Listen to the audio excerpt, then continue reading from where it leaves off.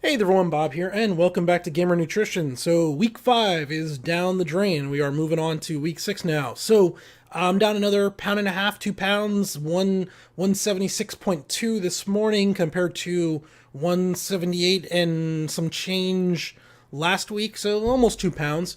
That's fine. At this point, I think that 1 to 2 pounds is going to be pretty consistent. So we'll update, but I'm not like, whoa, 2 pounds. It's kind of what I expect. And if I get to the point where I'm not seeing at least 1 pound loss, then we got to start really focusing in on the macros a little bit more and see what's going on. There's not too much really to talk about here this week. Everything went pretty standard. The brain fog was good. Had a minor headache one day, but could have just been a headache, It didn't have anything to do with the ketosis. It didn't even really feel like a keto headache. I was just like, my brain kind of hurts right now. And then, all right, I'm fine. Energy levels are better in the morning. Everything's been just fine. This is pretty much the same as last week. Once I got on the thyroid stuff and the bile salts, since then, pretty good. I won't say been 100%, but pretty darn good. One weird thing did start to happen this week. Leg cramp in my sleep. Real bad. Whatever night it was early in the week, like Monday or Tuesday night. Woke up at like 3 in the morning. My leg was cramped up. I couldn't straighten it out. This had happened years back before I really started exercising and changed my diet then. It's kind of odd that it came back. I've been doing a little bit of looking into it, and it seems like it might be my electrolytes are low. So there's now electrolytes in my water. I had to buy this electrolyte mix to try out, and it's not cheap. It's 45 servings for $34, so like a month's worth for $34, which isn't cheap. But most of the electrolyte stuff you look at, like your Gatorade, Powerade, full of sugar, lots and lots of sugar.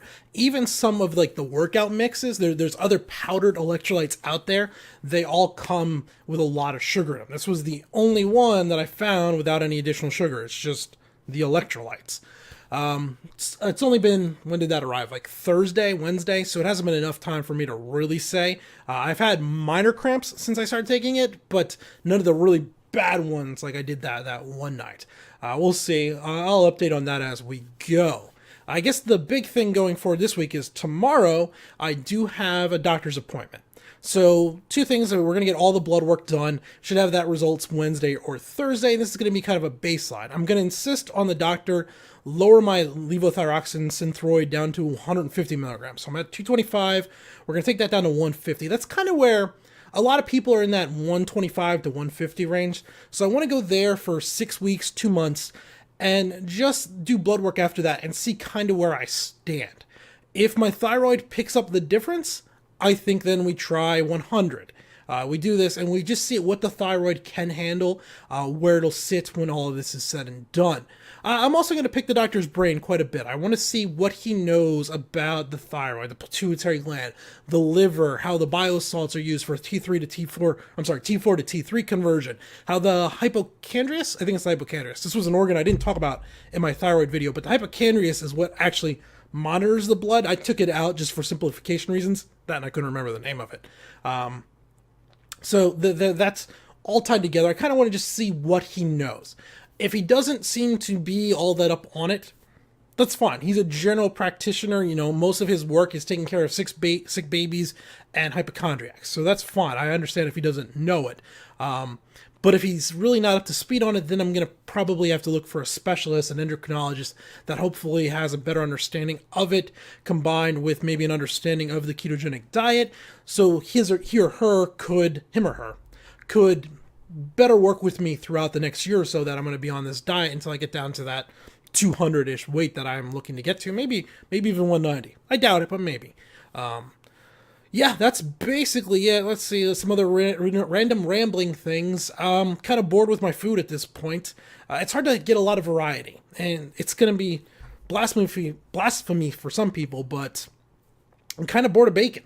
It's still great. I still love bacon, but I went from having it maybe 3 times a month to now having it maybe 3 times a week. There's only so much you can do with bacon, right? And I can't even have like maple cured bacon because that's sugar. It's all uncured, just plain bacon. Still delicious, but not super interesting, especially when you're having it that often. Similarly with steak, beef, all that type of stuff. Like, I lost a lot of variety in my diet coming over to this. My general meals are, first thing if I'm at home will be around 1 o'clock, eggs and bacon. I've been throwing a little bit of pastrami on the eggs just to kind of mix it up a little bit. If I'm on the road, it will be a little container with some ring bologna, roast beef, cheese cubes, and some almonds. And then I'll mix with that. I have a smoothie that I drink, and it's kale, spinach, cucumber, lemon, lime, avocado, some salt, some MCT oil, a little bit of sweetener, all blended together. And it's okay. This is how I get most of my vegetables, most of my nutrients. So in the course of a day, I have two of these. So I'm having 110, 120 grams of the spinach, the kale, and the cucumber. I'm having a whole avocado, whole lemon, whole lime, plus the salt and all the other stuff. And that's where I'm getting most of my nutrients from. So I'll generally have one of those.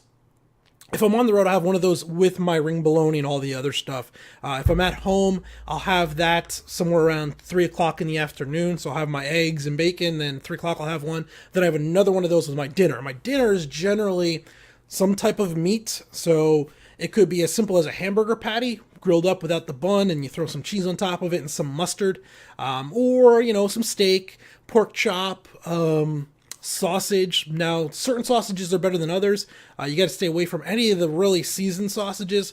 Chorizo seems to be okay. Doesn't have a whole lot of anything else in it, but a lot of the more flavored sausages have sugar and everything in them. So you kind of go with plain sausage. You can't really add any sauces to it outside of hot sauce. So, like chicken, for example. There's a whole lot of different ways you can make chicken, and there's a whole lot of different marinades, but most of the marinades, most of the seasonings come with a lot of sugar in them. I found that general plain hot sauce, like your Frank's Red Hot or your Tabasco sauce, are perfectly fine. Also, you can do some simplistic marinade, like just lemon and vinegar type thing, but you can't really go much beyond that. So, I find myself missing crispy fried chicken. Not because I want the breading of it, but I want the crispiness of it. It's just a different way that the chicken stays super crispy, and not crispy, but super moist inside of that.